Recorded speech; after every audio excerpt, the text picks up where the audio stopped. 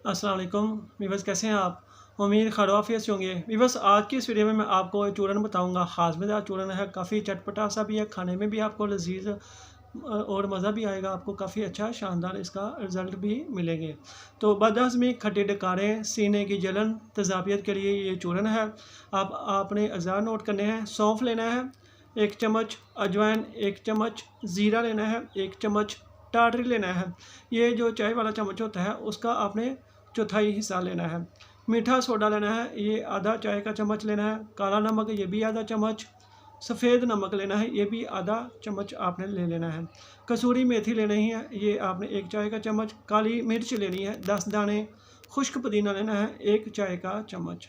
तो सब चीज़ें आपने ले लेनी है। इनका आपने सफ़ूफ का लेना है, पाउडर बना के आपने रख लेना है।